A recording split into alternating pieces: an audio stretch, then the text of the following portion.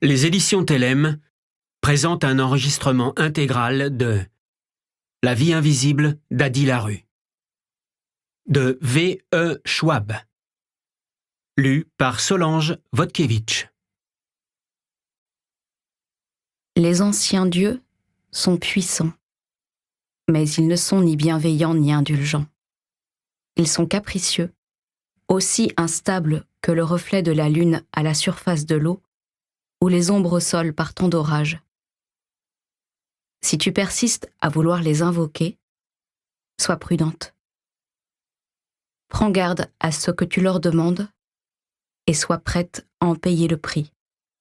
Et, surtout, même si la situation est dramatique ou désespérée, ne prie jamais, au grand jamais, les dieux qui répondent à la nuit tombée. Estelle Magritte, 1642-1719. Villon-sur-Sarthe, 29 juillet 1714. Une jeune fille court pour échapper à la mort. Elle sent la chaleur de l'été lui cuire le dos à travers ses vêtements. Mais il n'y a ni torche, ni foule en colère. Seulement les lanternes du mariage qui brillent au loin et la lueur rougeâtre du soleil couchant qui s'évanouit à l'horizon pour se répandre sur les collines. La jeune fille court et ses jupons se prennent dans les herbes tandis qu'elle se précipite vers les bois pour tenter de battre à son propre jeu la lumière déclinante. Portée par le vent, des voix crient son nom. « Adeline! Adeline! Adeline !» Son ombre s'étire devant elle, trop longue. Les contours en sont déjà flous. De petites fleurs blanches, tombées de ses cheveux, parsèment le sol comme une myriade d'étoiles. Une constellation laissée dans son sillage, à l'image de celle qui orne ses joues. 7 taches de rousseur. Une pour chaque histoire d'amour qu'elle vivra. Voilà ce que lui avait dit Estelle quand elle était encore petite. Une pour chaque vie qu'elle mènera. Une pour chaque dieu qui veillera sur elle. Aujourd'hui, ces 7 taches se moquent d'elle. Promesse, mensonge. Elle n'a jamais connu l'amour, n'a mené aucune sorte de vie, n'a été entendue par aucun dieu et, maintenant, les sables du temps lui coulent entre les doigts. Mais la jeune fille ne ralentit pas et ne se retourne pas non plus. Elle n'a aucune envie de voir la vie qui l'attend. Figée comme une nature morte, immuable comme la tombe. Non, elle court à perdre haleine. Première partie. Les dieux qui répondent à la nuit tombée. Titre de l'œuvre. Revenir. Artiste. Arlo Miret. Date. 1721-1722. Matière. Bois de frêne, marbre. Provenance. Près du musée d'Orsay. Description. Série sculpturale de 5 oiseaux de bois, dans diverses postures et phases avant le décollage, fixés sur un étroit socle de marbre. Contexte. Autobiographe assidu, Miret a conservé des journaux intimes qui nous éclairent sur son état d'esprit et son processus artistique. En ce qui concerne la source d'inspiration de cette œuvre, Miret attribue l'idée à une figurine découverte dans les rues de Paris durant l'hiver 1715.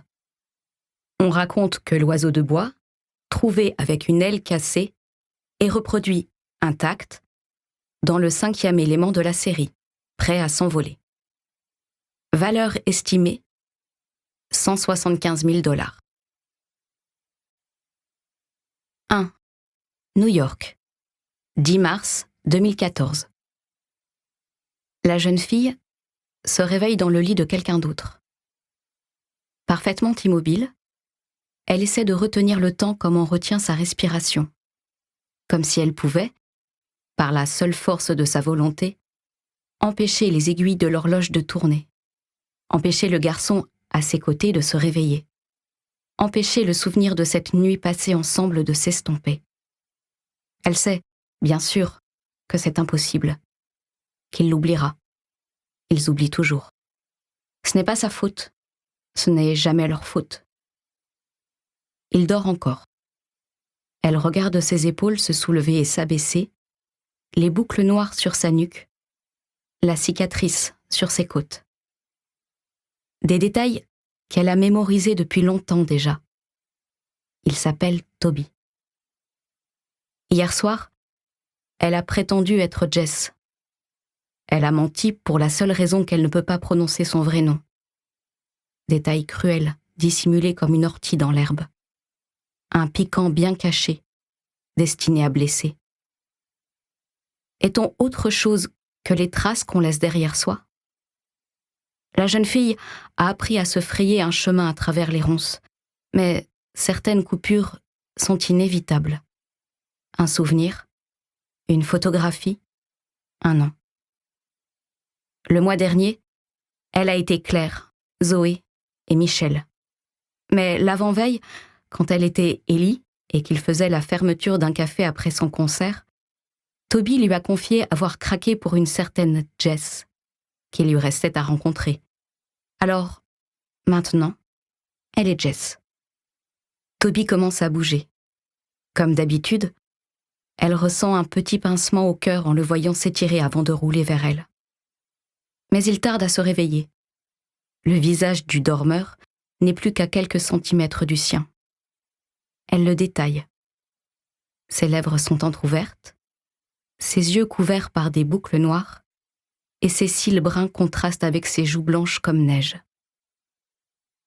Un jour qu'il se promenait le long de la Seine, le ténébreux avait taquiné la jeune fille sur ses goûts bien arrêtés. Il insinuait que la plupart des hommes qu'elle choisissait, et aussi certaines femmes, lui ressemblaient en tout point. Les mêmes cheveux noirs, les mêmes yeux perçants, et les mêmes traits burinés que lui. Mais ce n'était pas juste. Après tout, si le ténébreux avait pris ses traits, c'était grâce à elle. C'est elle qui lui avait donné cette apparence, qui avait choisi quoi en faire, ce qu'elle avait envie de voir. Est-ce que tu te rappelles le temps où tu n'étais qu'ombre et fumée? Lui avait-elle un jour demandé. J'étais la nuit en personne, très chère. Avait-il répondu d'une voix douce et profonde. Nous voici dans une autre ville, un autre siècle. C'est le matin. La lumière éclatante du soleil filtre à travers les rideaux, et Toby bouge à nouveau. Il émerge du sommeil. La jeune fille qui était, Jess, retient une nouvelle fois son souffle. Elle essaie d'imaginer une autre version de cette journée, une version où, dès son réveil, en posant les yeux sur elle, il se souviendrait d'elle, où il lui dirait « bonjour », tout sourire, en lui caressant la joue. Mais il n'en sera pas ainsi, et elle redoute de croiser son regard inexpressif. Elle n'a pas envie de le voir fouiller en vain dans sa mémoire avant de reprendre l'air nonchalant qu'il maîtrise si bien. Ce n'est pas la première fois qu'elle assiste à sa métamorphose. Elle en connaît par cœur chacune des étapes. Elle se glisse donc hors du lit pour se diriger à pas feutrés vers le salon. Lorsqu'elle aperçoit son reflet dans le miroir du couloir, elle remarque, comme tout le monde, les 7 petites taches de rousseur qui dessinent une voie lactée sur ses joues et son nez. Sa petite constellation personnelle, ainsi qu'elle l'appelle. Elle souffle pour embuer la vitre, où elle tente d'écrire son prénom. D'abord un A, puis un D. Elle n'a pas le temps de continuer. Les lettres ont déjà disparu. Ce n'est pas une question de méthode, peu importe la façon dont elle s'y prend. Et ce n'est pas faute d'avoir essayé avec un crayon, de l'encre, de la peinture, du sang. Adeline. Adi. La rue. À quoi bon s'acharner? Les lettres s'estompent ou s'effacent. Les sons restent bloqués dans sa gorge. Elle éloigne ses doigts de la glace et se tourne vers le salon, qu'elle balaie du regard. Toby est musicien, comme en témoigne la pièce entière. Des instruments posés contre les murs. Éparpillés sur les tables, des séries de notes et des mots griffonnés sur des feuilles blanches. Quelques mesures à moitié oubliées, mélangées à des listes de courses et aux corvées de la semaine. Mais, ça et là, une autre touche. Les fleurs qu'il a commencé à collectionner sur le rebord de la fenêtre de la cuisine. Depuis quand ? Aucune idée. Le livre sur Rilke, qu'il ne se rappelle pas avoir acheté, des choses qui survivent à la mémoire. Comme le propriétaire des lieux est long à se réveiller, Adi se prépare un thé. Lui n'en boit pas, mais il garde dans son placard une boîte de thé de Ceylan et des sachets en soie, vestige d'une virée à l'épicerie en plein milieu de la nuit. Une fille et un garçon qui errent dans les rayons, main dans la main, parce qu'ils n'arrivent pas à dormir. Parce qu'elle refuse de mettre un terme à la soirée. Parce qu'elle n'est pas prête à abandonner. Elle soulève la tasse pour inhaler le parfum qui s'en dégage. Les souvenirs remontent à la surface. Un parc à Londres, un patio à Prague, un salon de thé à Édimbourg. Le passé, comme un drap de soie étendu sur le présent. Il fait froid à New York ce matin-là, et les vitres sont couvertes de givre. Adi attrape un plaid sur le dossier du canapé pour s'y emmitoufler. Un étui de guitare occupe un accoudoir. Le chat de Toby, l'autre. Elle va donc se percher sur le banc du piano. Le félin, qui s'appelle Toby, lui aussi. Comme ça, je peux me parler à moi-même sans éveiller la curiosité. Lui a expliqué le propriétaire du félidé. La regarde souffler sur son thé. Adi se demande si le chat se souvient. Une fois ses mains réchauffées, elle pose la tasse sur le piano. Puis, elle soulève le clapet, s'étire les doigts et commence à jouer le plus doucement possible. Dans la chambre, elle entend Toby l'homme bouger, et chaque centimètre de sa peau à elle, des orteils jusqu'à la racine de ses cheveux, tremble d'appréhension. C'est le moment le plus difficile. Adi aurait pu partir, c'est ce qu'elle aurait dû faire. S'éclipser pendant qu'ils dormaient, quand le matin était encore un prolongement de leur nuit, à un instant figé dans l'ambre. Il est trop tard, maintenant. Alors, elle ferme les yeux et continue de jouer. Elle a beau entendre les pas du jeune homme se mêler à la mélodie, elle garde la tête baissée et les doigts en mouvement, même lorsqu'elle sent sa présence sur le seuil du salon. Planté là, il contemple la scène en s'efforçant sûrement de recoller les morceaux.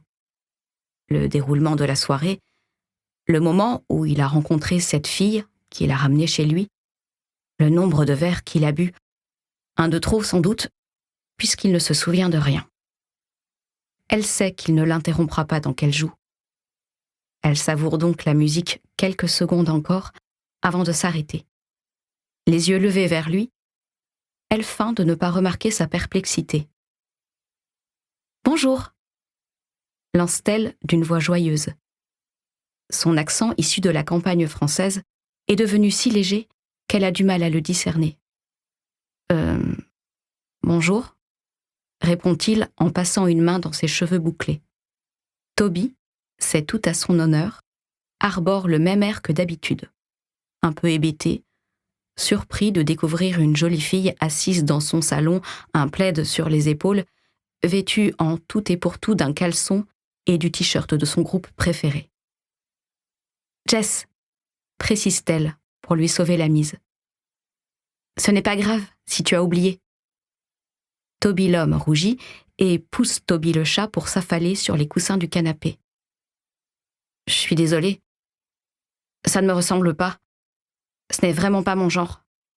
Et ce n'est pas non plus le mien, » réplique-t-elle, le coin des lèvres étiré. Quand il sourit à son tour, un trait de lumière chasse l'ombre sur son visage. Il désigne le piano d'un signe de la tête et elle aimerait l'entendre dire « Je ne savais pas que tu en jouais ». Mais il la complimente, comme s'il ne l'avait jamais entendue avant ce matin. « Tu es vraiment douée. » Et c'est vrai. Incroyable, tout ce qu'on apprend quand on a le temps.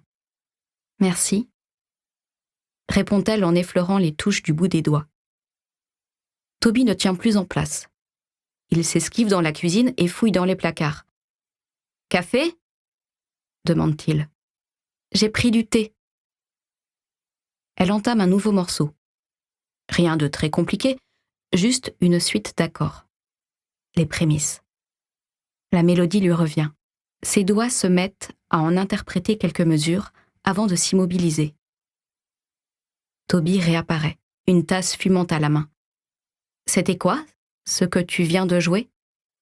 Ses yeux se sont illuminés à la manière des artistes, écrivains, peintres, musiciens, tous ceux que l'inspiration taquine. « Ça me dit quelque chose, » ajoute-t-il. « C'est toi qui me l'as joué hier soir, » répond-elle avec nonchalance. Ce n'est pas vraiment un mensonge. Il a bel et bien interprété au piano ce morceau qu'elle lui a d'abord elle-même appris. « Ah bon ?» s'étonne-t-il, les sourcils froncés. « Je devais être encore plus bourré que je ne le pensais. » Toby a déjà posé sa tasse de café pour se saisir d'un crayon et d'un bloc-notes sur la table à côté. Il est un peu déconcerté. Il n'est pas du genre à se saouler avant de composer. « Tu te souviens de la suite ?» demande-t-il en feuilletant le calepin. Elle se remet à jouer du piano et le guide au fil des notes. Il ne le sait pas, mais ils travaillent sur ce morceau depuis plusieurs semaines. Enfin, ils travaillent dessus tous les deux, ensemble.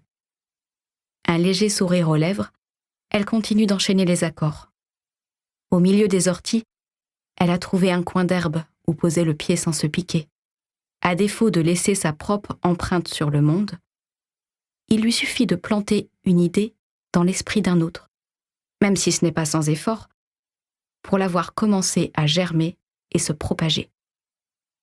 Rien de concret, bien sûr, mais ce n'est jamais vraiment le cas quand on parle d'inspiration.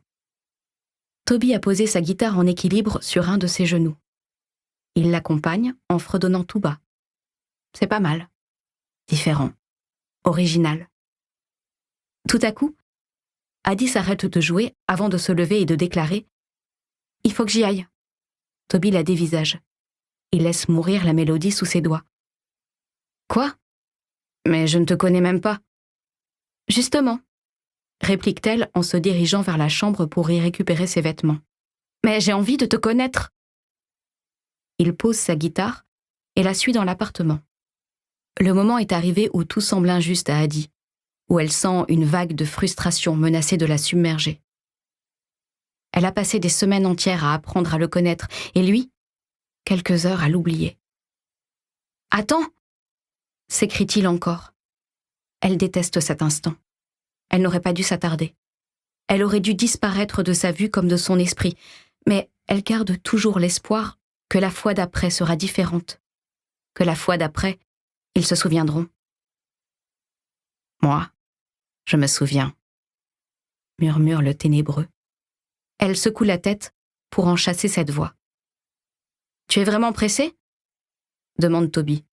« Laisse-moi au moins te préparer un petit déjeuner. » Mais elle est trop fatiguée pour déjà recommencer, alors elle ment. Elle s'invente une obligation. Elle ne s'autorise pas à ralentir le rythme parce que sinon, elle n'aura pas la force de reprendre et le cycle se répétera. Leur histoire débutera le matin, cette fois, mais en fin de compte, ce ne sera pas plus facile. Et si elle doit repartir de zéro, elle préfère être une jolie rencontre dans un bar plutôt que la preuve vivante d'une aventure d'un soir que la mémoire a effacée. De toute façon, tout ça n'aura plus aucun sens dans un instant. « Jess, attends !» insiste Toby en lui attrapant la main. Il cherche en vain les bons mots avant de finir par dire « J'ai un concert ce soir, à l'Alloway. Tu devrais venir. C'est sûr. » Elle connaît l'adresse, évidemment. C'est là qu'ils se sont rencontrés la première fois, mais aussi la 5e et la 9e. Elle lui répond qu'elle viendra, et il sourit de toutes ses dents, comme d'habitude. « Promis ?» demande-t-il. « Promis. » « Alors à ce soir ?» Ses paroles sont pleines d'espoir. Elle franchit la porte avant de se retourner pour lancer. « Ne m'oublie pas » d'ici là. Une ritournelle. Une superstition. Une prière. « J'aurais du mal » s'exclame Toby. Elle sourit comme à une plaisanterie. Mais Addie sait, tandis qu'elle descend l'escalier à contre-cœur, que la malédiction est déjà à l'œuvre. Elle aura disparu de sa mémoire avant même qu'il ne ferme la porte.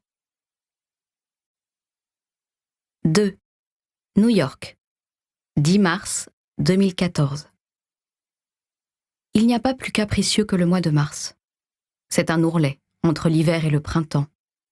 Sauf qu'un ourlet est régulier, alors que mars ressemble à une série de points grossiers cousus par une main mal assurée entre les bourrasques de janvier et la verdure de juin. On ne sait jamais ce qu'on va trouver avant de mettre le pied dehors. Estelle appelait cette période les jours agités, quand les dieux au sang chaud se réveillaient peu à peu, tandis que les plus froids se calmaient.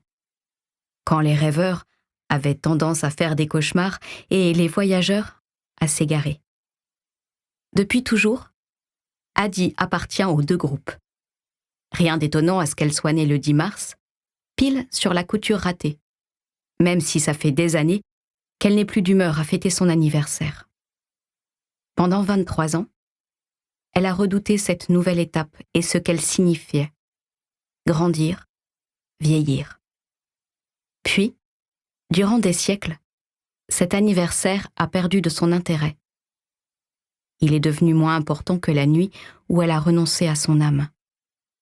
Une date marquée à la fois par la mort et la renaissance.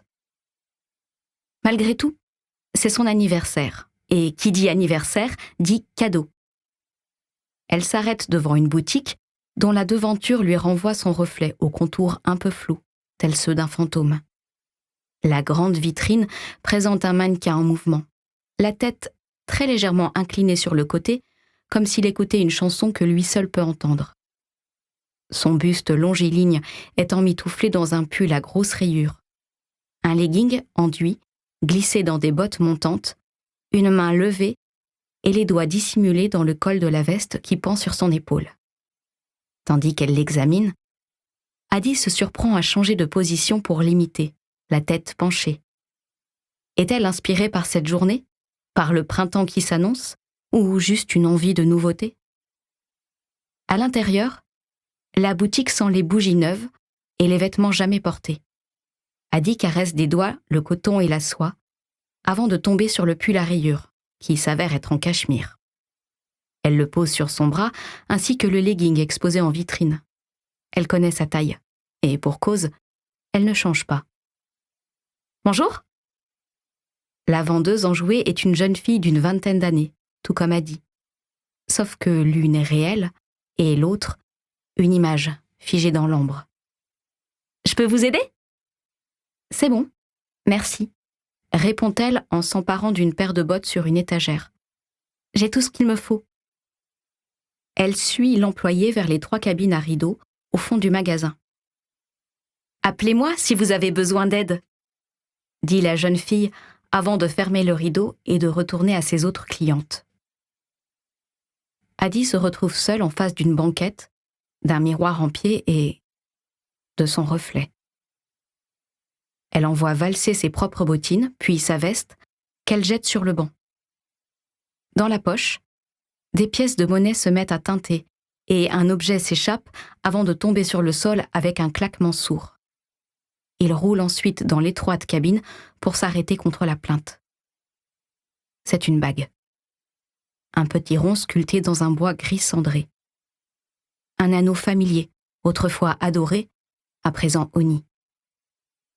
Addie fixe un instant le bijou du regard. Ses doigts se contractent, perfides, mais elle ne tend pas la main vers la bague. Elle ne la ramasse pas. Elle se contente de tourner le dos au petit cercle de bois et continue de se déshabiller. Elle enfile ensuite le pull, se glisse dans le legging et remonte la fermeture éclair des bottes. Le mannequin était plus grand et plus mince qu'elle, mais Adi trouve que cette tenue lui va bien. Elle aime la chaleur du cachemire, la légèreté du legging et la douce étreinte de la doublure dans les chaussures. Elle arrache les étiquettes une par une sans se préoccuper des zéros qui y figurent. « Joyeux anniversaire !» pense-t-elle en croisant son reflet, la tête inclinée, comme si elle entendait à son tour une chanson fredonner à son oreille.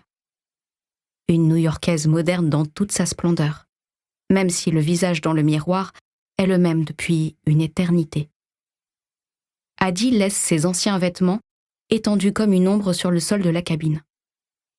Elle abandonne aussi la bague, tel un enfant mis au coin.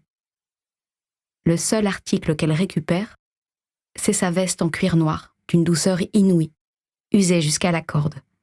Le genre de veste vintage qu'on s'arrache à prix d'or.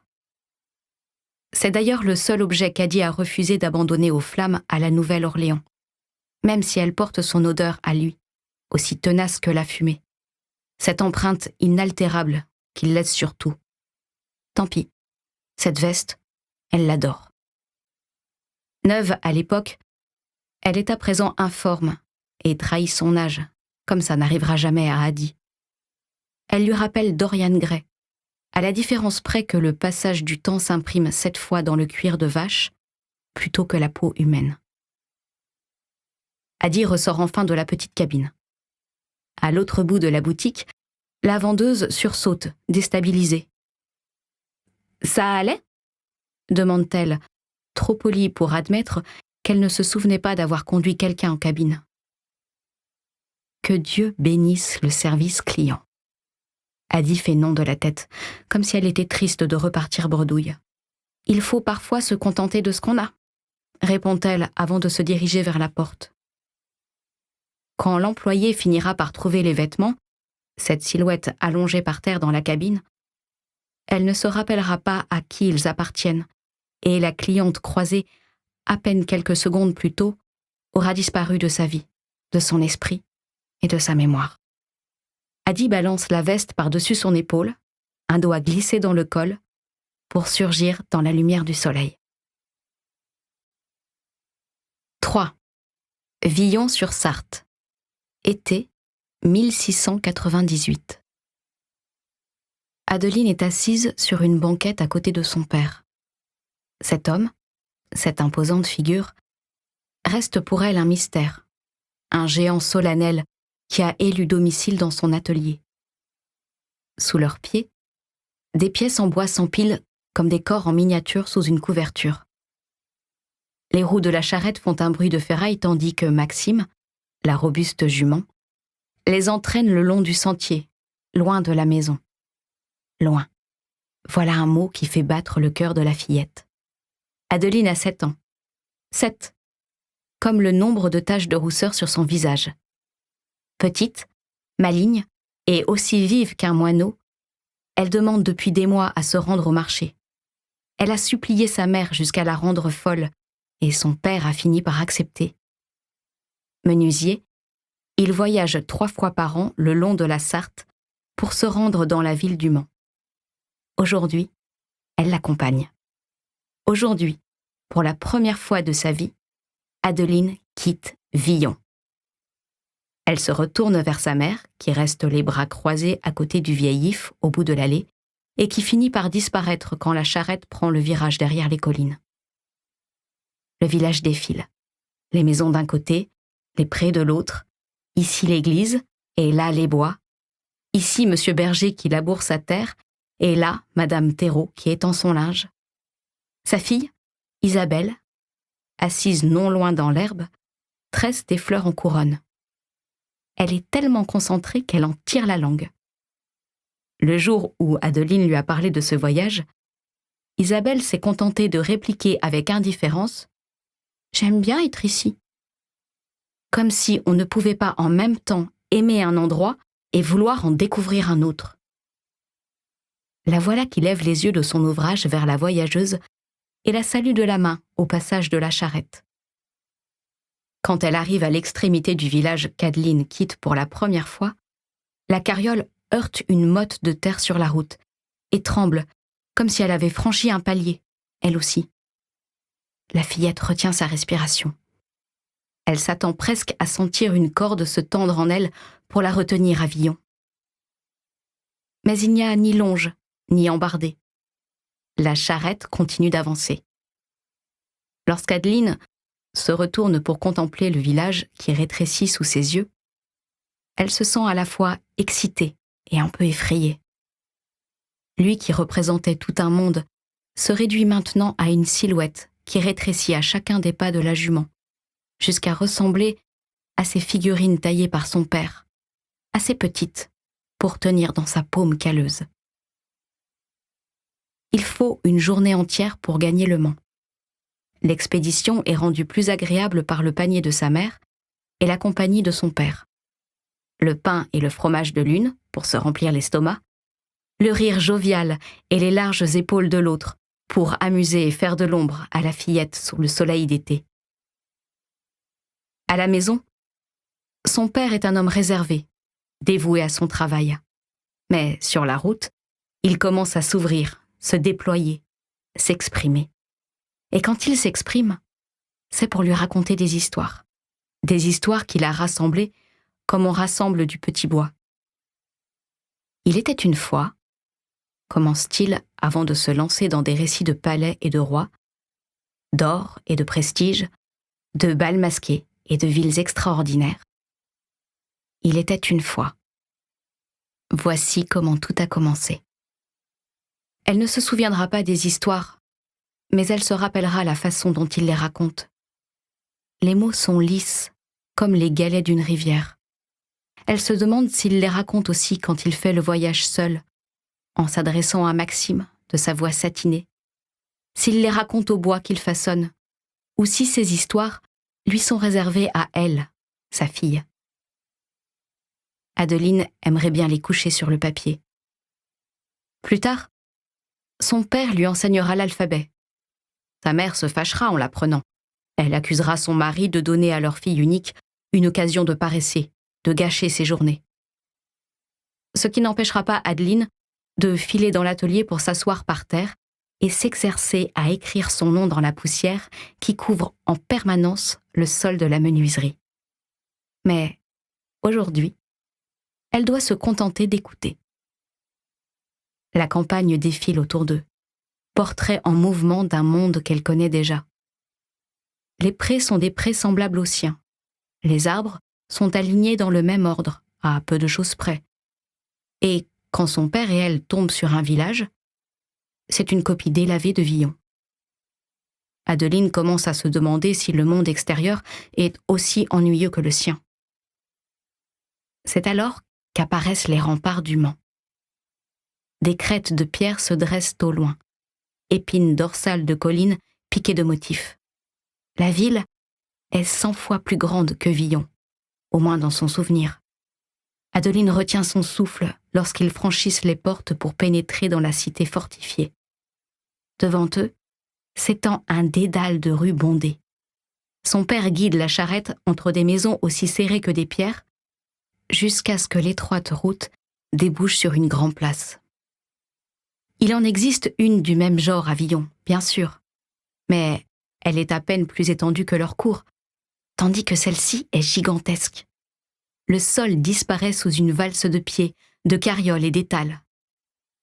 Alors que son père tire sur les rênes, Adeline se met debout sur la banquette pour admirer le marché depuis sa tour d'observation, humer l'air saturé d'une odeur de pain et de sucre, et s'émerveiller de toute cette foule, partout où son regard se pose. Elle n'a jamais vu un tel attroupement, encore moins une multitude pareille d'étrangers. Ils forment un océan de visages inconnus dans des vêtements inconnus, avec des voix inconnues qui s'expriment dans des langues inconnues. Les portes du monde d'Adeline semblent s'ouvrir en grand sur une enfilade de nouvelles pièces, dans une maison qu'elle croyait pourtant connaître par cœur. Adossée à la charrette, son père s'adresse à tous les passants pendant que ses mains, munies d'un petit couteau, s'affaire sur un bloc de bois. Il rabote la surface avec l'aisance de qui pèle une pomme. Des copeaux tombent entre ses doigts. Adeline a toujours adoré le regarder travailler. Voir les figurines prendre forme comme si elles se nichaient là depuis le début, mais cachées, tel le noyau d'une pêche. Le travail de son père est magnifique. Le bois lisse sous ses mains rêches, une matière fragile manipulée avec des gestes puissants. Au milieu des bols et des tasses, glissés entre ses outils, se trouvent des jouets à vendre et des figurines de bois de la taille de petits pains. Un cheval, un garçon, une maison, un oiseau. Adeline a grandi entourée de ces objets de bois, mais son préféré n'est ni un animal, ni un personnage. C'est une bague. Elle la porte à son cou au bout d'un cordon de cuir. C'est un anneau délicat gris cendré, aussi lisse qu'un galet. Son père l'a sculpté à sa naissance, pour la fille qu'elle deviendrait. Et Adeline l'arbore comme un talisman, une amulette, une clé. Elle y porte la main de temps à autre pour le caresser du pouce, comme le fait sa mère avec son chapelet. Juchée à l'arrière de la charrette, elle s'y accroche comme à une ancre pendant une tempête, en dévorant des yeux le spectacle qui s'offre à elle. Sur son perchoir, elle est presque assez grande pour voir les bâtiments de l'autre côté de la place. Elle se met sur la pointe des pieds pour regarder jusqu'où ils s'étendent, mais, à ce moment précis, un cheval bouscule leur carriole et la fillette manque de tomber.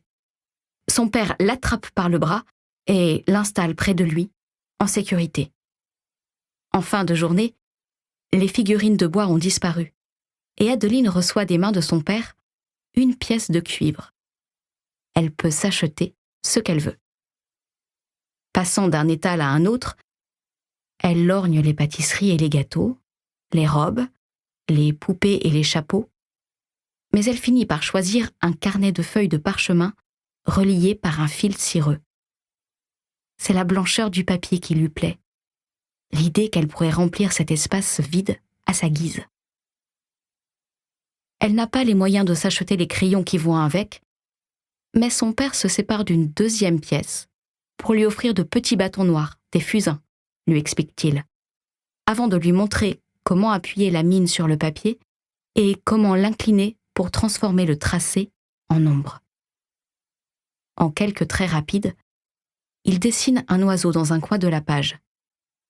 Elle passe l'heure suivante à copier le dessin, bien plus intéressant que les lettres écrites au-dessous. À l'heure où pointe le crépuscule, son père s'en va garer la charrette. Ils passeront la nuit dans une auberge et, pour la première fois de sa vie, Adeline dormira ailleurs que dans son lit, avant d'être réveillée par des bruits et des parfums inconnus. L'espace d'un instant, aussi bref qu'un bâillement, elle ne reconnaîtra pas la chambre et son cœur s'emballera, d'abord de peur, puis d'un autre sentiment indéfinissable pour la fillette de 7 ans qu'elle est. De retour à Villon, elle sera déjà devenue une autre version d'elle-même. Une pièce aux fenêtres grandes ouvertes, avide de laisser entrer l'air frais, le printemps et la lumière du soleil. 4. Villon-sur-Sarthe. Automne 1703. Villon est un village catholique, du moins en apparence. Au centre se dresse une église, solennel édifice de pierre où tout le monde se rend pour sauver son âme. 2 fois par semaine, les parents d'Adeline s'y agenouillent, se signent et récitent leurs prières avant de parler de Dieu. Adeline a 12 ans à présent, alors elle les accompagne. Mais elle prie comme son père retourne des miches de pain, comme sa mère se lèche le pouce pour ramasser des grains de sel. De manière automatique, par habitude, plus que parfois. L'église de Villon ne date pas d'hier, et Dieu non plus. Mais c'est ainsi qu'Adeline le considère grâce à Estelle, selon qui le plus grand danger, quand on décide de changer, est de remplacer l'ancien par du neuf. Estelle, qui appartient à tout le monde, mais ne dépend de personne d'autre qu'elle-même. Estelle, qui a poussé comme un arbre au cœur du village, tout près de la rivière. Estelle, qui est née vieille. Estelle, sortie de terre avec des mains noueuses, une peau ligneuse et des racines assez profondes pour puiser dans son puits secret. Estelle, pour qui le nouveau Dieu est un concept en filigrane réservé aux villes et aux rois. Assis sur un oreiller doré surplombant Paris, il n'a pas de temps à consacrer aux paysans et se tient à l'écart du bois, de la roche et de l'eau qui coule. Le père d'Adeline pense qu'Estelle est folle. Sa mère affirme qu'elle ira droit en enfer. Le jour où l'adolescente lui a répété ces mots, Estelle a éclaté de son rire de feuille morte avant de répondre que l'enfer n'existait pas, qu'il n'y avait que la terre froide et sombre et la promesse d'un sommeil éternel. « Et le paradis, alors ?» a demandé la jeune fille. « Le paradis est un bel endroit ombragé, un grand arbre qui protégera mes vieux os. » À 12 ans, Adeline se demande quel Dieu elle devrait prier pour faire changer d'avis son père. Il a chargé sa charrette de marchandises destinée au marché du Mans et harnaché Maxime, mais pour la première fois en 6 ans, sa fille n'est pas autorisée à partir avec lui. Même s'il a promis de lui rapporter un autre bloc de parchemin et de nouveaux instruments pour dessiner, ils savent tous les deux qu'elle préférerait l'accompagner pour découvrir le monde, au lieu de se voir offrir un carnet à croquis. Maintenant qu'elle a mémorisé les traits fatigués de Villon et de tous ses habitants, elle est à court de sujets. Malheureusement, cette année, sa mère a décidé qu'elle ne devait pas aller au marché, que ce n'était pas convenable. Et pourtant, Adeline a la certitude que sa place est encore sur la banquette, à côté de son père.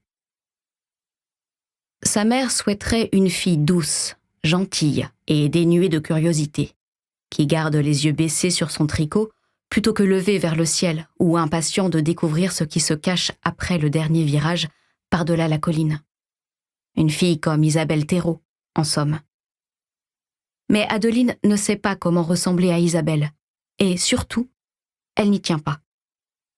Ce qu'elle souhaite plus que tout, c'est aller au Mans, et, une fois là-bas, observer la population grouillante et l'artisanat foisonnant, goûter les spécialités culinaires de la ville et celles venues d'ailleurs, mais aussi s'imprégner de toutes ces choses qu'elle ne connaît pas encore. « S'il te plaît, papa !» implore-t-elle en voyant son père grimper dans la charrette. Elle aurait dû se glisser discrètement au milieu des pièces de bois, bien cachées sous la bâche. Trop tard. Au moment où Adeline tend la main vers la roue, sa mère l'agrippe par le poignet et la tire en arrière. « Ça suffit !» ordonne-t-elle. Son père leur jette un rapide coup d'œil avant de regarder ailleurs. La charrette démarre. Adeline tente de se dégager de la poigne de sa mère pour courir à sa poursuite, mais une gifle s'abat sur sa joue. Ses yeux s'embuent. Un rouge vif sur sa peau annonce le bleu qui va suivre, et la voix de sa mère l'atteint comme un second soufflet. « Tu n'as plus l'âge !» Adeline comprend sans pour autant l'admettre. Elle a le sentiment d'être punie pour avoir grandi. Furieuse, elle voudrait s'enfuir, jeter le tricot de sa mère dans la cheminée et casser toutes les sculptures inachevées dans l'atelier de son père.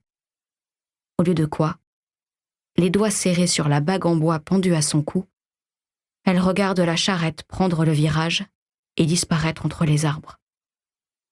Elle attend que sa mère la lâche enfin et lui ordonne d'aller remplir ses tâches ménagères pour rejoindre Estelle, qui vénère toujours les anciens dieux. Adeline devait avoir 5 ou 6 ans, la première fois qu'elle a vu cette femme lâcher sa tasse de pierre dans la rivière. C'était une jolie tasse imprimée d'un motif aussi délicat que de la dentelle. Pourtant, Estelle l'a laissé tomber en s'amusant des éclaboussures. Elle avait les yeux fermés et ses lèvres remuaient. Quand Adeline a rattrapé la vieille femme sur le chemin du retour, elle était déjà vieille à l'époque, elle l'a toujours été. Estelle lui a expliqué qu'elle priait les dieux. Pourquoi ? Le bébé de Marie ne se présente pas comme il le devrait. J'ai demandé aux dieux de la rivière d'arranger la situation. C'est leur spécialité. Mais pourquoi leur avoir donné ta tasse ? Parce que les dieux sont cupides, a dit. Adi, un surnom de garçon, selon sa mère. Son père l'utilisait volontiers quand ils étaient tous les deux. Ce nom qui résonnait en elle lui convenait bien mieux qu'Adeline. Voilà qu'elle trouve Estelle dans son jardin, pliée en deux au milieu des tiges de courge et des rameaux épineux d'un mûrier, aussi tordu qu'une vieille branche. « Bonjour, Adi. » Elle sait que c'est elle sans même lever les yeux. C'est l'automne. Le sol est jonché de noyaux de fruits qui, curieusement, n'ont pas mûri. L'adolescente les pousse du bout du pied. « Comment est-ce que tu leur parles ? Aux anciens dieux ? Tu les appelles par leur nom ?» Estelle se redresse. Ses articulations craquent comme des brindilles. Elle n'a pas l'air surprise par la question. Ils n'ont pas de nom. Est-ce qu'il faut lancer un sort ? Les sorts, c'est pour les sorcières, répond-elle en soutenant le regard de la curieuse. Et les sorcières finissent souvent sur le bûcher. Dans ce cas, comment est-ce que tu les pries ? En leur donnant des offrandes et en les abreuvant de louanges. Mais ils sont capricieux. Ils ne répondent pas toujours. S'ils ne répondent pas, qu'est-ce que tu fais ? J'insiste. Adi se mord l'intérieur de la joue, une autre question sur le bout de la langue. Ils sont combien, ces anciens dieux, Estelle ? Finit-elle par demander.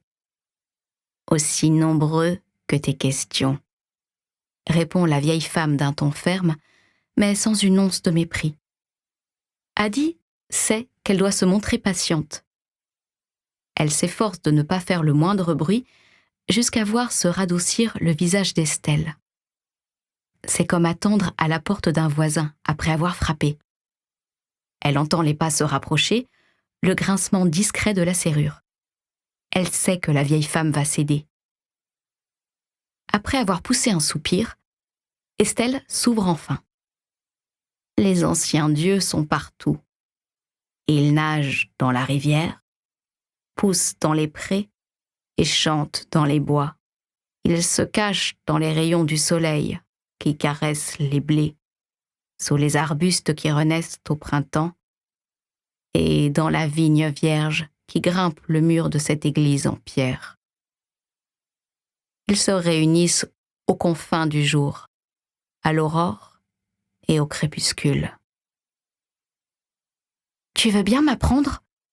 demande Adeline, le regard plein d'espoir. « À les invoquer !» La vieille femme soupire à nouveau. Elle sait qu'Adeline Larue est aussi maligne que têtue. Elle se met à traverser le jardin vers la maison. L'adolescente la talonne, de peur qu'Estelle ne referme la porte sur leur conversation. Mais son interlocutrice tourne vers elle ses yeux perçants. Il y a des règles. Adeline déteste les règles, même si elles sont parfois nécessaires. Lesquelles ? Tu dois faire preuve d'humilité. Leur offrir un objet auquel tu tiens. Il faut aussi faire attention à ce que tu leur demandes. C'est tout ? La questionne Adeline après un instant de réflexion.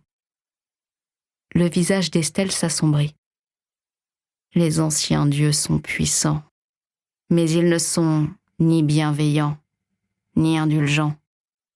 Ils sont capricieux, aussi instables que le reflet de la lune à la surface de l'eau, ou les ombres au sol, par temps d'orage. Si tu persistes à vouloir les invoquer, sois prudente. Prends garde à ce que tu leur demandes et sois prête à en payer le prix. Penchée vers la jeune fille qu'elle plonge dans l'ombre, elle ajoute « Et surtout, même si la situation est dramatique ou désespérée, ne prie jamais, au grand jamais, les dieux qui répondent à la nuit tombée. » À son retour, 2 jours plus tard, le père d'Adeline lui offre un nouveau bloc de parchemin et un paquet de crayons à mine de plomb retenus par une ficelle.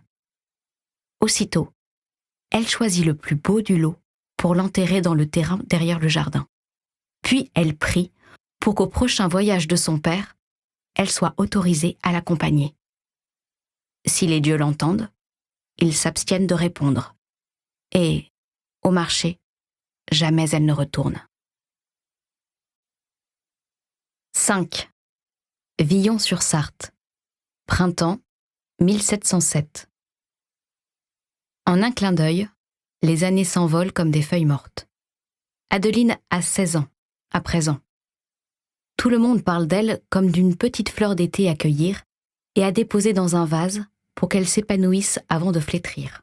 Comme Isabelle, qui rêve de famille plutôt que de liberté et semble se réjouir de fleurir avant de se mettre aussitôt à faner. Non. Adeline a décidé qu'elle préférait être un arbre comme Estelle. Si elle doit s'enraciner, elle aimerait mieux pousser à la sauvage, grandir sans tuteur et s'épanouir à ciel ouvert plutôt qu'être taillée. Devenir autre chose que du bois de chauffage débité pour brûler dans une cheminée quelconque. Son panier de linge sale calé sur la hanche, elle atteint le sommet de la colline avant de descendre la pente herbeuse jusqu'à la rivière. Une fois sur la berge, elle renverse le panier à linge sur le gazon et là, enfoui comme un trésor au milieu des jupes, tabliers et longues chemises, apparaît son carnet à dessin. Ce n'est pas le premier. Elle les collectionne depuis des années et prend soin d'en remplir le moindre centimètre carré, d'exploiter toute la surface du papier. Comme une chandelle qui brûle par une nuit sans lune, chacun d'eux se termine trop vite. D'autant qu'elle ne cesse d'en offrir des petits morceaux à droite et à gauche. Après s'être déchaussée, elle s'adosse à la pente, ses jupons rassemblés sous ses jambes. Elle fait courir ses doigts dans l'herbe et bute sur le bord irrégulier du papier. Un de ses dessins préférés, qu'elle a plié en 4 et enfoui près de la rivière la semaine dernière, à l'aube. Un souvenir enterré comme une graine ou une promesse. Une offrande. Adeline continue de prier le nouveau Dieu quand elle n'a pas le choix, mais dès que ses parents ont le dos tourné, elle prie les anciennes divinités. Elle arrive à jongler, à garder l'un contre l'intérieur de sa joue comme un noyau de cerise, tout en murmurant à l'oreille de l'autre. Jusqu'à présent, aucun n'a répondu. Pourtant, Adeline est sûre qu'ils écoutent. Quand, au printemps dernier, le regard que Georges Caron posait sur elle s'est mis à briller d'un nouvel éclat, elle a prié pour que son attention se porte ailleurs, et il a commencé à s'intéresser à Isabelle.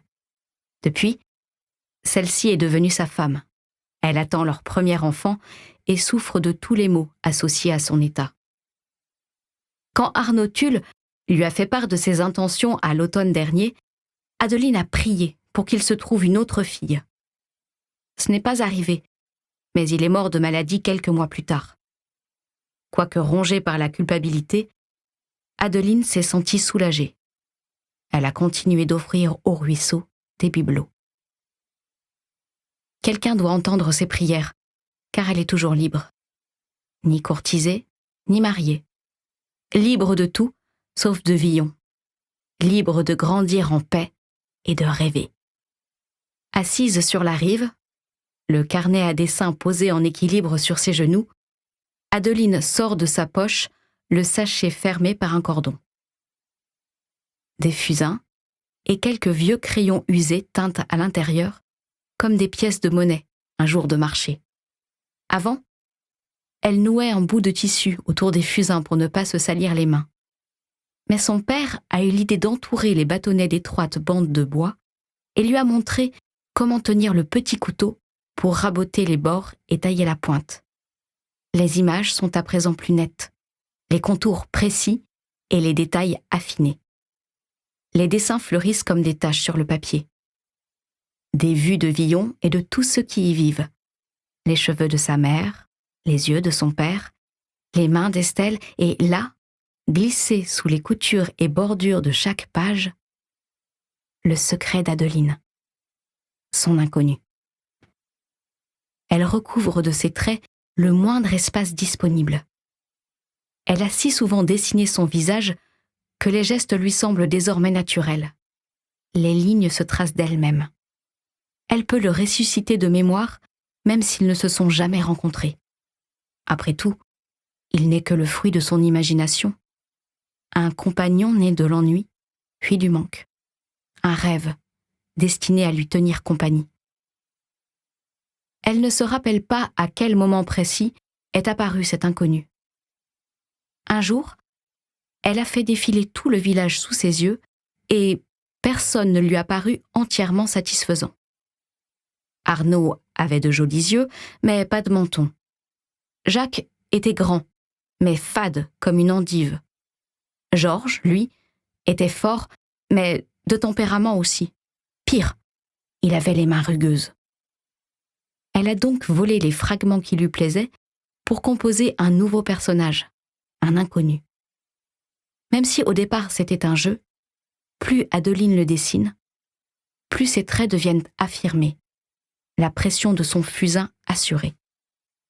Des boucles noires, des yeux clairs, une mâchoire forte, des épaules tombantes et des lèvres en arc de Cupidon. Un homme qu'elle ne rencontrerait jamais, une vie qu'elle ne connaîtrait jamais, un monde dont elle ne pourrait que rêver. Quand elle ne tient plus en place, elle retourne à ses croquis et retrace les lignes devenues familières. Quand elle ne trouve pas le sommeil, elle pense à lui. Pas à la forme de ses joues, ni à la nuance de vert qu'elle a inventée pour ses yeux, mais à sa voix, à ses mains. Elle l'imagine à ses côtés dessinés, de ses doigts fins, des motifs sur sa peau nue, tout en lui contant des histoires. Pas de celles que son père lui narrait autrefois, peuplées de chevaliers et de royaumes, de voleurs et de princesses. Pas des contes de fées ni des paraboles sur le danger de s'aventurer hors des sentiers battus, mais des récits qui paraissent vrais, avec des chemins précis et des villes qui scintillent comme dans le monde au-delà de Villon. Et même si ces paroles sont sûrement remplies d'erreurs et de mensonges, la voix qu'elle a inventée pour son inconnu les rend à la fois réalistes et merveilleuses. Si seulement tu pouvais voir ça, lui dit-il dans ses rêves. Je serais prête à tout, répond-elle. Un jour, promet-il. Un jour, je te montrerai. Tu verras. Dès l'instant où elle les formule, ses pensées lui sont douloureuses. Au jeu succède un sentiment de manque authentique et dangereux. Alors, même dans son imagination, elle ramène la conversation sur un terrain plus sûr. « Parle-moi des tigres », demande-t-elle. C'est Estelle qui a évoqué ces énormes chats que le maçon avait mentionnés. Ce dernier faisait partie d'une caravane et, dans l'équipe, une femme affirmait en avoir vu un en vrai. L'inconnu de Hadi accueille sa demande avec un sourire. Il lui décrit leur fourrure soyeuse, leurs crocs et leurs rugissements féroces en griffant l'air de ses doigts effilés pour les imiter. Sur la pente, à côté du panier de linge dont elle oublie de s'occuper, Adeline fait tourner sa bague d'une main distraite, tout en esquissant de l'autre les yeux, la bouche, la ligne des épaules nues de son inconnu. Elle lui insuffle la vie à chaque trait, et, à chaque nouveau coup de crayon, elle lui soutire une nouvelle histoire. Raconte-moi comment c'est de danser à Paris. Raconte-moi comment c'est de naviguer en mer. Raconte-moi tout. Il n'y avait là aucun danger, aucun reproche, au moins quand elle était petite. Toutes les filles sont enclines à rêver. Ça lui passera, affirment ses parents. Mais Adeline se sent au contraire de plus en plus attirée par ses songes et s'accroche toujours plus fort à l'espoir qu'il existe autre chose, ailleurs. Alors que le monde devrait s'agrandir, elle a la sensation qu'il se réduit, qu'il se resserre comme des chaînes autour de ses membres, tandis que les rondeurs toutes neuves de son corps de jeune femme viennent immanquablement se coller à ses entraves. Le charbon sous ses ongles devient soudain inconvenant, comme l'idée qu'elle préfère sa propre compagnie à celle d'Arnaud ou de Georges, ou de tout homme susceptible de la posséder. Elle est en décalage avec tout, inadaptée, une insulte à son sexe, une enfant opiniâtre dans un corps de femme, la tête penchée et les bras serrés autour de son carnet à dessin, comme s'il était pour elle une issue. Quand elle finit par lever les yeux, son regard interroge toujours les portes du village. « Une rêveuse !» ricane sa mère. « Une rêveuse !» déplore son père. « Une rêveuse !» prévient Estelle. Ce mot ne lui semble pas si terrible, jusqu'au jour où Adeline se réveille. 6. New York, 10 mars 2014. Il existe un rythme propre à ceux qui avancent seuls dans le monde. On découvre ce dont on peut ou non se passer pour survivre, les besoins simples et les petites joies qui définissent une existence. Pas le fait de se nourrir ou d'avoir un toit au-dessus de sa tête, ni toutes ces choses essentielles à la survie du corps, elles représentent un luxe aux yeux de Hadi, mais ce qui vous empêche de devenir fou. Ce qui vous apporte du bonheur et rend la vie supportable.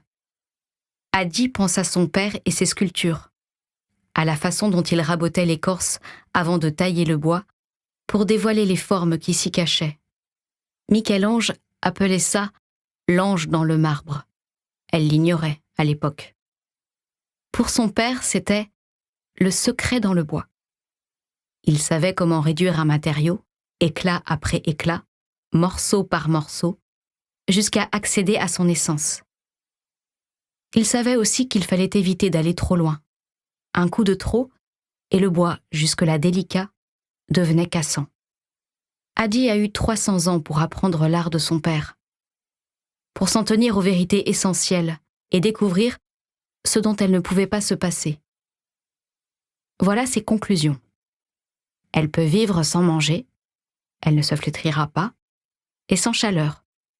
Le froid ne la tuera pas. Mais une vie sans art, sans émerveillement, sans beauté, elle en deviendrait folle. D'ailleurs, elle l'est devenue. Elle a éperdument besoin d'histoire. Elles sont un moyen de se préserver, de rester dans les mémoires, mais aussi d'oublier. Elles prennent de multiples formes. Dessins, chansons, peintures, poèmes, films et surtout, livres. La lecture, comme elle l'a découvert, permet de vivre 1 millier de vies, ou de trouver la force d'en vivre une seule, incroyablement longue. 2 rues plus loin, dans le quartier de Flatbush, Hadi aperçoit l'incontournable table pliante sur le trottoir, couverte de livres de poche. Assis derrière, se trouve Fred, voûté sur sa chaise bancale, le nez plongé dans M comme machination. Le vieillard rougeau a un jour expliqué à Hadi, à l'époque où il en était à K comme killer, qu'il comptait bien terminer l'abécédaire du crime de Grafton avant de mourir. Elle lui souhaite de réussir. Il n'arrête pas de tousser, et le fait de rester dehors dans le froid n'aide pas. Mais il est toujours là, chaque fois qu'elle passe. Fred ne sourit pas. Il ne fait pas la conversation. Ce qu'Hadi connaît de lui, elle le lui a arraché bribe par bribe ces 2 dernières années, au prix d'un travail long et patient.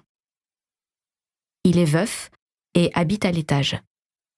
Les livres appartenaient à sa femme, Candice. À sa mort, il les a tous emballés et descendus pour les vendre, comme s'il la laissait partir petit à petit. Comme s'il vendait son chagrin pour s'en débarrasser. S'il s'assied au pied de l'immeuble, c'est parce qu'il a peur de mourir dans son appartement et qu'on ne le retrouve pas. Peur de ne manquer à personne. « Si je m'écroule ici », a-t-il l'habitude de dire. « Au moins, quelqu'un le remarquera. » C'est un vieil homme bourru, mais Adi l'aime bien, parce qu'elle sait sa colère née de la tristesse et sa réserve du chagrin. Elle doute qu'il tienne vraiment à vendre ses livres. D'ailleurs, il ne leur fixe pas de prix, n'en a pas lu beaucoup et, parfois, il se montre si austère et désagréable qu'il fait fuir le chaland. Malgré tout, les curieux continuent de venir et d'acheter. Dès que le choix semble se réduire, un nouveau carton apparaît et son contenu est déballé pour combler les trous. Ces dernières semaines, Adi a, une fois de plus, repéré des nouveautés au milieu des vieux ouvrages, de nouvelles couvertures et des reliures intactes parmi les livres de poche usés. Elle se demande s'il les achète ou si des clients alimentent par des dons son étrange collection. Adi ralentit le pas et caresse du doigt le dos des livres. Comme toujours, la sélection est une mélodie aux notes discordantes. Thriller, biographie, romans d'amour, des livres grand public fatigués pour la plupart, entrecoupés de quelques volumes reliés à la couverture glacée. Elle s'est déjà arrêtée une centaine de fois pour les regarder un à un, mais aujourd'hui, elle se contente de faire basculer dans sa main l'ouvrage du bout de la pile, d'un geste aussi léger et rapide que celui d'un magicien. Un tour de passe-passe perfectionné au fil des années. Adi glisse son butin sous son bras et poursuit son chemin. Pas une fois le vieil homme n'a levé les yeux vers elle. 7. New York, 10 mars 2014. Le marché se tient, comme de vieilles dames en plein conciliabule, à l'entrée du parc. Réduit depuis l'hiver, le nombre d'étals tendus de blanc commence enfin à gonfler, parsemé çà et là de taches de couleur, quand de nouveaux produits surgissent entre les tubercules, la viande, le pain et autres aliments de base résistants au froid. Adi se ferait un chemin au milieu des passants jusqu'à la petite tente blanche près du portail de Prospect Park. Rise and Shine est un stand de café et de pâtisserie tenu par deux sœurs qui lui rappellent Estelle, à supposer que la vieille femme ait été deux personnes opposées de caractère, et qu'elle ait été plus aimable, plus douce, ou qu'elle ait tout simplement vécu une autre vie à une autre époque. Qu'il neige ou qu'il vente, les sœurs sont là toute l'année, piliers immuables dans une ville en perpétuelle évolution. « Bonjour ma chérie !» lance Mel. Par sa gentillesse, la vendeuse aux larges épaules et aux boucles folles vous donne l'impression de faire partie de la famille. Adi adore cette chaleur naturelle. Elle aimerait s'y blottir comme dans un vieux pull. « Qu'est-ce qu'on te sert ?» demande Maggie. Plus âgée, plus mince aussi, sa sœur a des pattes d'oie autour des yeux qui attestent qu'elle ne fait pas souvent la tête. Adi commande un grand café et deux muffins, un à la myrtille et l'autre aux pépites de chocolat. Elle tend un billet de $10 froissé qu'elle a pris sur la table basse de Toby. Elle aurait pu, bien sûr, voler quelque chose sur les étals, mais elle aime bien ce petit stand et les deux femmes qui le tiennent. « Tu aurais 10 cents ?» s'enquiert Maggie. Adi sort la monnaie de sa poche et trouve quelques pièces de 25 cents, une de 5, et la revoilà, chaude, au milieu des pièces de métal glacé. Au moment où ses doigts effleurent la bague de bois, elle serre les dents. Telle une pensée obsessionnelle, ce bijou est impossible à oublier. Adi fouille dans sa monnaie en prenant soin de ne pas toucher à nouveau l'anneau. Elle résiste même à la tentation de le jeter dans l'herbe. Ça ne changerait rien. Il retrouve toujours son chemin. Les bras enroulés comme une écharpe autour de sa gorge, le ténébreux lui murmure à l'oreille. « Jamais je ne te quitterai. » Adi finit par trouver une pièce de 10 cents et remet la monnaie dans sa poche. Maggie lui rend $4. « D'où tu viens, ma puce ?» demande Mel. La vendeuse a remarqué l'accent très léger d'Adi, réduit ces derniers temps au sifflement d'un S ou à l'atténuation d'un T. Malgré toutes ces années, elle n'arrive pas à s'en séparer. « D'ici et là », répond-elle. « Mais je suis née en France. »« Oh là là !» lance Mel de son accent traînant typique de Brooklyn. « Bon appétit, ma jolie !» dit Maggie en lui tendant le gobelet et les pâtisseries. Adi réchauffe ses paumes froides contre le gobelet. Le café noir a un goût marqué. À la première gorgée, elle sent le liquide brûlant descendre jusque dans son estomac et la voilà transportée à Paris, à Istanbul, à Naples. Une explosion de souvenirs. La jeune femme se dirige vers l'entrée du parc. « Au revoir !» s'écrie Mel en butant sur les R. Le visage baigné de la vapeur s'échappant de sa boisson, Adi sourit de toutes ses dents. Dans le parc, il fait frais. Le soleil s'efforce de le réchauffer, mais à l'ombre, c'est toujours l'hiver qui règne. Adi suit la lumière. Sous le ciel d'un bleu immaculé, elle s'assied dans l'herbe. Elle commence par poser le muffin à la myrtille sur le sachet de papier. Puis elle boit son café en examinant le livre qu'elle a emprunté à Fred. Comme elle n'a pas pris la peine de regarder ce qu'elle prenait, son cœur se serre à la vue de la couverture lissée par l'usure et du titre en allemand. Kinder und Hausmärchen, les contes des frères Grimm. Son allemand, entreposé dans un coin de son esprit qu'elle n'a pas exploré depuis la guerre, est un peu rouillé. Sous la couche de poussière, elle le trouvera sans doute intact, inchangé. Elle entreprend donc de le nettoyer. C'est l'avantage de la mémoire. Adi tourne une à une les pages rendues fragiles par l'âge et ses yeux butent sur les mots. Il fut un temps où elle adorait ce genre d'histoire. À l'époque de son enfance, quand le monde était petit et qu'elle rêvait de portes ouvertes. Aujourd'hui, Adi sait bien que ses contes sont remplis d'hommes et de femmes complètement idiots qui font des choses idiotes. Ces récits visent à mettre en garde contre des dieux, des monstres et des mortels cupides qui en veulent trop et ne comprendront ce qu'ils ont perdu qu'une fois l'engrenage enclenché, le prix payé et tout retour en arrière impossible. À ses oreilles s'élève une voix, comme un panache de fumée. Ne prie jamais, au grand jamais, les dieux qui répondent à la nuit tombée. Adi referme le livre et s'allonge dans l'herbe, les yeux clos, pour savourer la douce chaleur des rayons du soleil sur sa peau. 8. Villon-sur-Sarthe, 29 juillet 1714.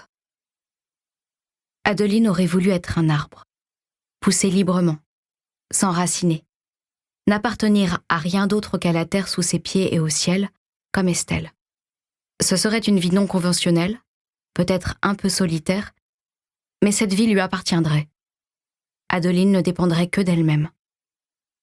Mais le danger, à Villon, c'est que, en un clin d'œil, une année entière s'est écoulée. Un autre clin d'œil, et 5 autres ont suivi. Comme un interstice entre deux pierres, ce village est juste assez large pour qu'on s'y perde. À Villon, le temps file et se brouille. 1 mois, 1 an, une vie peuvent disparaître en un claquement de doigts. À Villon, tous les habitants naissent et finissent enterrés dans la même parcelle de 10 mètres carrés.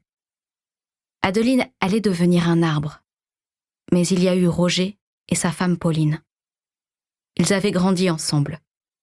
Ils se sont mariés, mais elle a disparu aussitôt. Adeline avait à peine eu le temps de lasser ses bottes. Une grossesse difficile, un accouchement terrible et 2 morts au lieu d'une naissance. 3 jeunes enfants abandonnés au lieu de 4 en vie. Sa femme à peine enterrée, Roger cherche une nouvelle épouse, une mère pour sa progéniture, une seconde vie, alors même qu'Adeline s'accrochait à la sienne. Bien sûr, elle a refusé. À 23 ans, Adeline est déjà trop vieille pour se marier. 23 ans, le tiers d'une vie déjà ensevelie. 23 ans, et offerte comme une truie de concours à un inconnu qu'elle n'aime pas et dont elle ne veut pas. Elle a dit non, avant de comprendre le poids de cette décision. Comme Estelle, elle s'était promise au village, et il lui fallait en satisfaire les besoins. Sa mère a déclaré qu'elle en avait le devoir. Son père, qu'elle devrait éprouver de la pitié, même si Adeline se demandait envers qui. Estelle, elle, n'a rien dit. Elle savait que ce n'était pas juste. Elle savait que c'était le prix à payer pour une femme quand elle s'offre à un lieu plutôt qu'à un autre être humain. Alors qu'Adeline allait devenir un arbre, les villageois sont arrivés en brandissant une hache. Ils l'ont trahie. La veille de son mariage, elle passe la nuit à rêver de liberté, de fuite, de filer en douce sur le cheval de son père, tout en sachant que ce serait de la folie. Mais cette folie s'est déjà emparée de son âme. Finalement, elle prie. Elle prie depuis le jour de ses fiançailles. Elle a offert la moitié de ses biens à la rivière et enterré l'autre dans le pré ou sur la colline de terre et de broussailles, à la limite du village et des bois. Le temps lui file entre les doigts, désormais, et elle commence à manquer d'offrandes. Allongée dans le noir, Adeline fait tourner la vieille bague de bois sur son cordon de cuir. Elle envisage de sortir pour prier à nouveau, en pleine nuit, mais elle se remémore la terrifiante mise en garde d'Estelle contre ceux qui pourraient lui répondre. Elle se contente donc de joindre les mains pour implorer le Dieu de sa mère. Elle lui demande de l'aide, un miracle, une issue. Puis, en plein cœur de la nuit, elle prie pour la mort de Roger, n'importe quoi, pour pouvoir s'échapper. Elle se sent aussitôt coupable, mais ravale ce sentiment et attend. Le jour éclate comme un jaune d'œuf pour répandre sur le pré sa lumière dorée. Adeline, qui n'a pas fermé l'œil de la nuit, se glisse hors de la maison avant l'aube et se faufile dans les herbes folles derrière le potager. Ses jupons s'imprègnent de rosée. Elle se laisse entraîner par leur poids, son crayon préféré serré dans une main. S'en défaire est la dernière chose qu'Adeline souhaite, mais le temps lui est compté et elle n'a presque plus rien à donner. Elle enfonce donc la pointe du crayon dans la terre humide du pré. « Aidez-moi » chuchote-t-elle au brin d'herbe nimbé de lumière. « Je sais que vous êtes là et que vous écoutez. Je vous en prie, je vous en prie. » Mais l'herbe n'est que de l'herbe et le vent n'est que du vent. Ils ne répondent ni l'un ni l'autre, pas même quand elle appuie son front sur le sol et éclate en sanglots. Roger n'est pas un mauvais bougre. C'est juste qu'il n'a pas grand-chose pour lui. Il a le teint cireux, des cheveux blonds clairsemés et une voix aussi fluette qu'un filet d'air. Quand il pose la main sur son bras, elle en sent à peine le poids. Quand il incline la tête vers elle, elle respire son haleine fétide. Et Adeline alors ? C'est un légume, laissé trop longtemps dans le potager. Sa peau est devenue épaisse, sa chair ligneuse. Elle a fait de son mieux pour rester cachée, mais on l'a déterrée pour en faire un repas. « Je ne veux pas l'épouser !» proteste-t-elle, les doigts entortillés dans l'herbe. « Adeline ! Adeline !» s'écrie sa mère, comme si elle était une brebis égarée. Vide de colère et de chagrin, l'intéressée se redresse. À son retour, sa mère ne voit que ses mains pleines de terre. Elle ordonne à sa fille d'aller se nettoyer. Adeline gratte la crasse sous ses ongles. Les poils de la brosse lui écorchent les doigts, tandis qu'on lui passe un sermon. « Que va penser ton mari ?» Mari. Un mot comme un fardeau, un boulet qui lui glace la peau. « Avec des enfants, tu seras bien obligé de t'assagir », ajoute sa mère d'un ton agacé. Adeline repense à Isabelle, à ses 2 garçons accrochés à ses jupes et son 3e enfant, installé dans un couffin devant l'âtre. Avant, elles rêvassaient ensemble, mais son ami semble avoir pris 10 ans en l'espace de 24 mois. Elle est toujours fatiguée, et ses joues autrefois rouges à force de rire sont aujourd'hui creusées. « Ça va te faire du bien », conclut sa mère, « d'être la femme de quelqu'un. » La journée s'écoule comme une condamnation à perpétuité, et voilà que le soleil plonge derrière les collines telle une faux. Adeline croit discerner le sifflement de la lame, tandis que les doigts maternels lui tressent les cheveux en couronne avant d'y glisser des fleurs en guise de bijoux.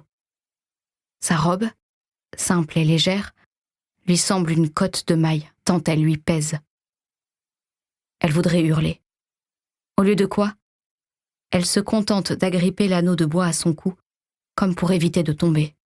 « Il faudra que tu l'enlèves avant la cérémonie », prévient sa mère.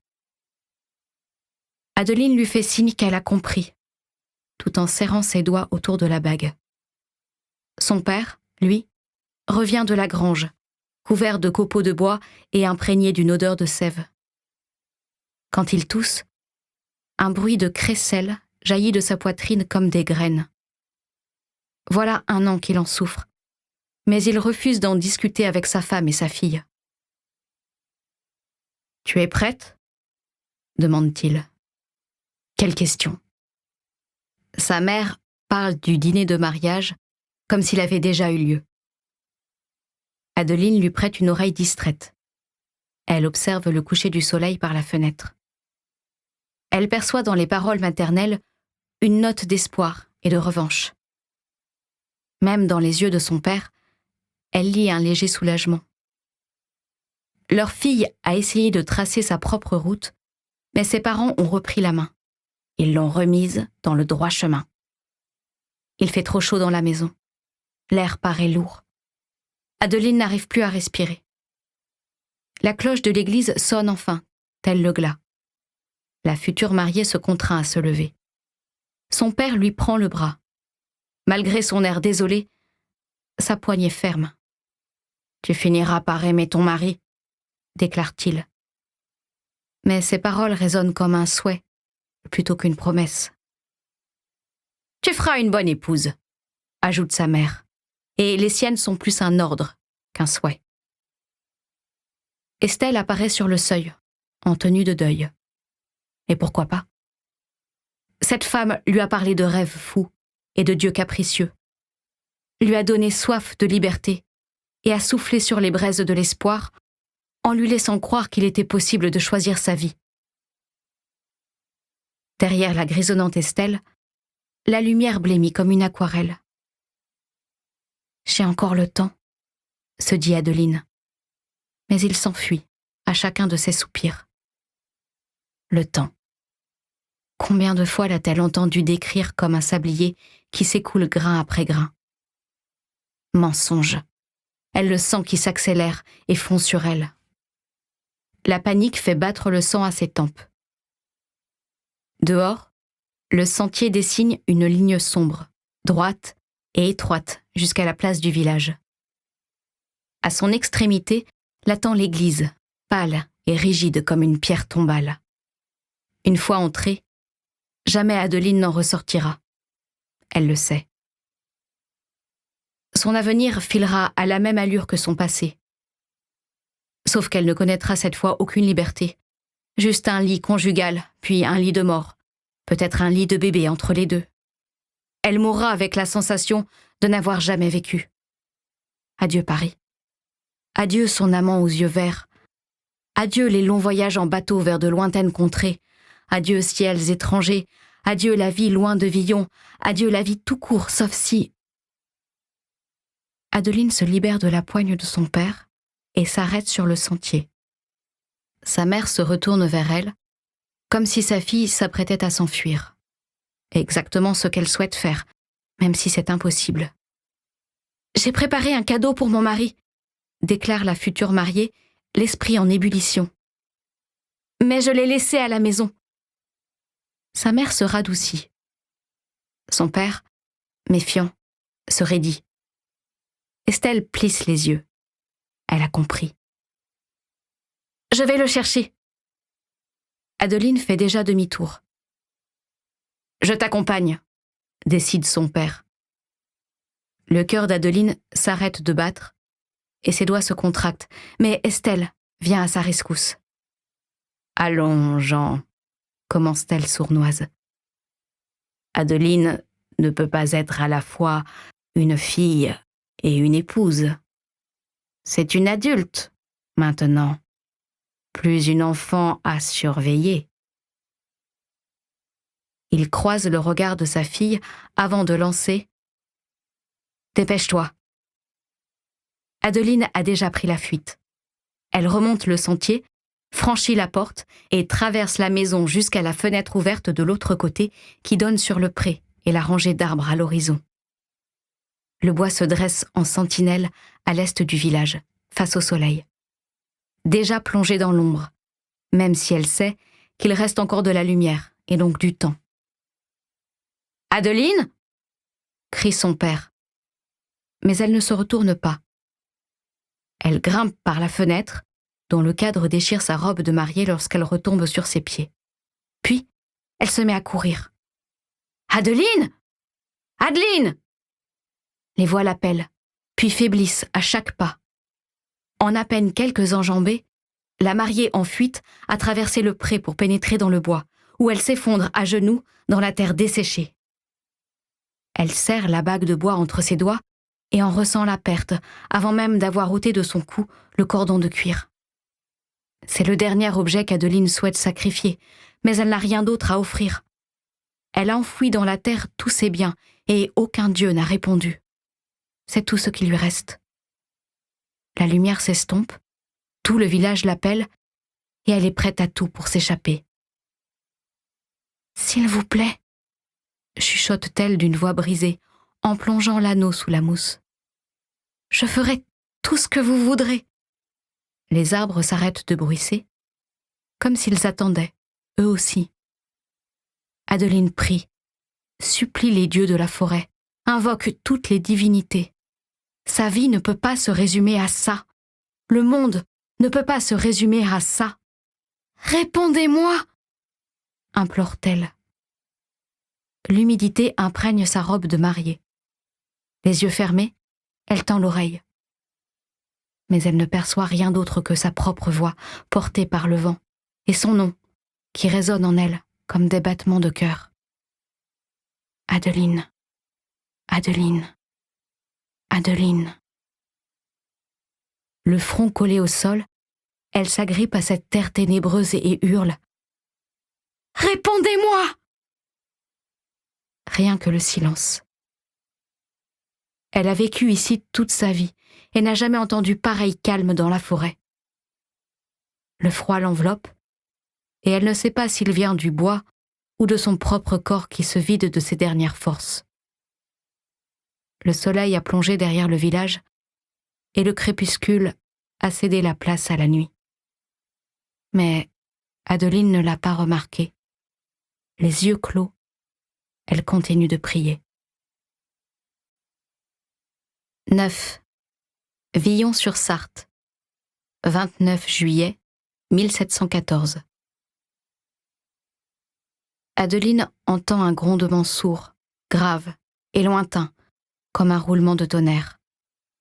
Un rire, pense-t-elle, avant d'ouvrir les yeux et de constater pour la première fois que la nuit est tombée. Elle lève la tête, mais ne voit rien. Il y a quelqu'un ? Derrière elle, le rire se transforme en voix. Inutile de t'agenouiller. Redresse-toi. Elle se relève en hâte, puis se retourne, mais seules les ténèbres l'entourent. Une nuit sans lune, après la fuite du soleil d'été. Adeline comprend alors qu'elle a commis une grave erreur. Lui a répondu un des dieux contre lesquels Estelle l'avait mise en garde. « Adeline ! Adeline !» continuent de crier les voix des villageois, de plus en plus faibles, emportées par le vent. Elle a beau scruter les ombres entre les arbres, elle ne distingue aucune silhouette, aucun dieu. Juste cette voix, comme un souffle sur sa joue. « Adeline, Adeline », répète celle-ci, moqueuse. Il t'appelle. Elle se retourne à nouveau, et son regard ne trouve rien d'autre qu'une ombre impénétrable. « Montrez-vous !» ordonne-t-elle d'une voix aussi nette et cassante qu'une brindille.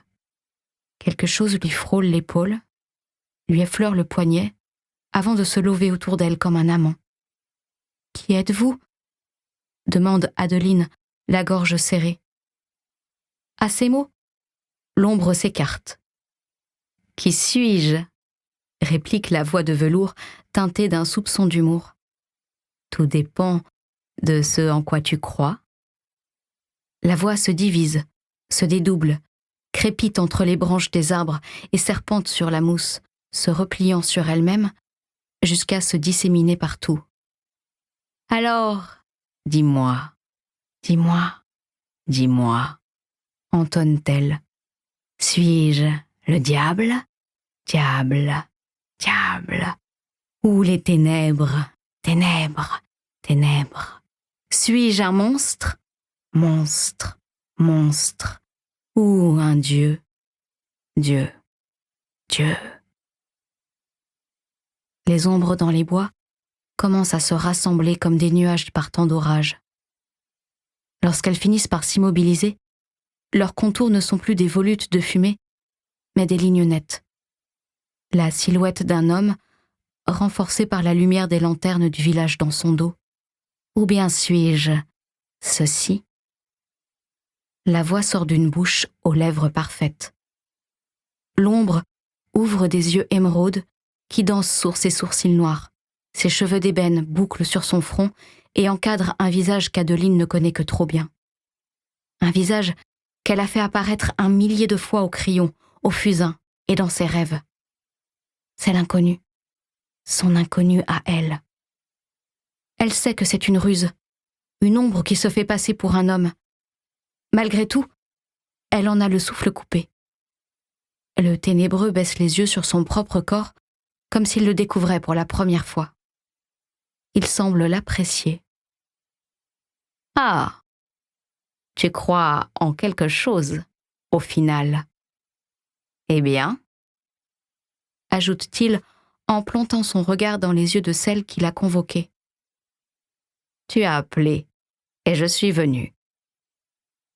Ne prie jamais, au grand jamais, les dieux qui répondent à la nuit tombée.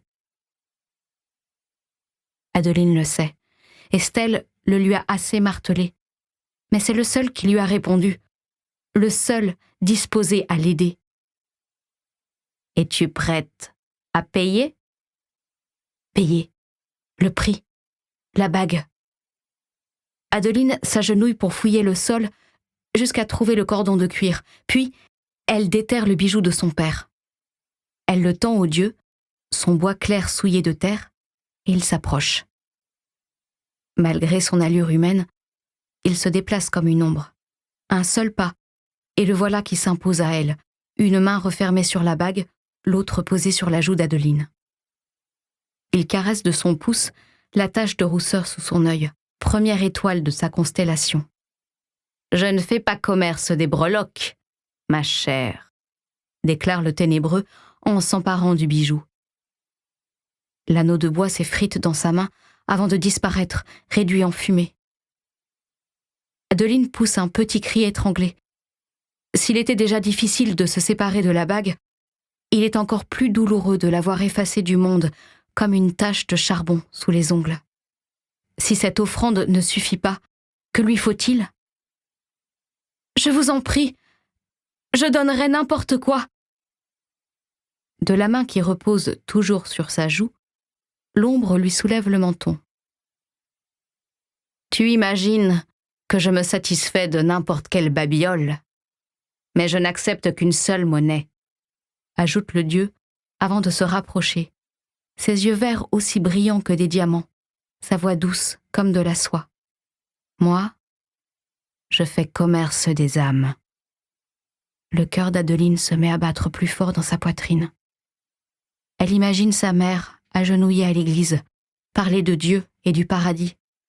Elle entend son père raconter des histoires de génie et de souhaits, de sphinx et d'énigmes. Elle pense aussi à Estelle, qui ne croit qu'à un arbre pour abriter ses os et prétendrait que l'âme n'est qu'une graine rendue à la terre. Pourtant, c'est elle qui l'a mise en garde contre les ténèbres.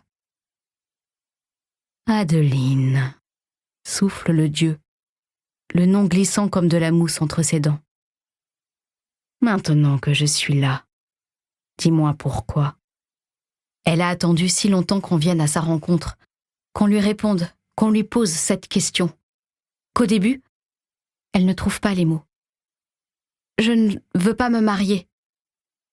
Elle se sent ridicule en prononçant cette phrase. Sa vie entière lui paraît ridicule, et elle voit dans le regard du Dieu qu'il partage cette impression, comme s'il lui demandait « C'est tout ?» Non, ce n'est pas tout. Bien sûr que non. « Je ne veux appartenir à personne », poursuit-elle avec plus d'assurance cette fois. Ces mots ont ouvert les vannes. La suite se déverse à grands flots. « Je ne veux appartenir qu'à moi, et à moi seule. Je veux être libre. Libre de vivre et de trouver ma propre voie. D'aimer ou de ne pas me marier, mais au moins ce sera mon choix. J'en ai plus qu'assez de ne pas avoir voix au chapitre. J'ai tellement peur des années qui filent sous mes doigts. Je ne veux pas mourir comme j'ai vécu. Ce n'est pas une vie. Je ne... » Le ténébreux l'interrompt. « À quoi bon me dire ce que tu ne veux pas, ma chère ?» s'impatiente-t-il. Il glisse la main dans les cheveux d'Adeline jusqu'à sa nuque pour l'attirer à lui. « Dis-moi plutôt, quel est ton souhait le plus cher ?»« Je veux tenter ma chance, » répond-elle en croisant son regard. « Je veux être libre. » Elle pense aux années qui défilent. En un clin d'œil, la moitié de votre vie s'est écoulée. Je veux plus de temps. Le dieu la contemple de ses yeux qui passent du vert printemps au vert profond d'une feuille d'été. Combien ? Le cerveau d'Adeline entre en ébullition. 50 ans, 100 ans, rien ne lui paraît trop long. Face à son silence, les yeux verts s'assombrissent à nouveau. Ah, tu ne sais pas, constate-t-il. Tu demandes un temps illimité, une liberté absolue. Tu veux être détaché de tout, vivre exactement comme tu l'entends. Oui, répond-elle, le souffle coupé par l'excitation. Mais le regard du ténébreux se charge d'amertume. Il ôte sa main de la nuque d'Adeline et s'évapore pour apparaître à plusieurs mètres de distance, appuyé nonchalamment contre un arbre. Je refuse. Adeline recule comme si on l'avait giflée. Quoi ? Au point où elle en est, après avoir offert tout ce qu'elle possédait, elle a pris sa décision. Impossible de retourner dans ce monde, à cette vie, ce passé et ce présent sans avenir. Vous n'avez pas le droit de refuser. Il hausse un sourcil noir, sans pour autant trahir le moindre amusement. Je ne suis pas un génie soumis à tes caprices, déclare l'ombre en se décollant de l'arbre. Je ne suis pas non plus un vulgaire esprit de la forêt, ravi d'accorder ses faveurs en échange de babioles. Je suis plus fort que ton Dieu et plus vieux que ton diable. Je suis la nuit privée d'étoiles, les racines sous la terre. Je suis à la fois promesse et potentiel. Quand il s'agit de jouer, c'est moi qui dicte les règles, choisis les pions et décide quand commencer la partie. Et ce soir, je dis non. Adeline ! Adeline ! Adeline ! À l'orée du bois, les lumières emportées par les villageois se rapprochent. Des torches brillent dans le pré. Ils viennent la chercher. L'ombre regarde par-dessus son épaule, puis poursuit. Rentre chez toi, Adeline. Retourne à ta petite vie ridicule. Pourquoi ? supplie-t-elle en lui attrapant le bras.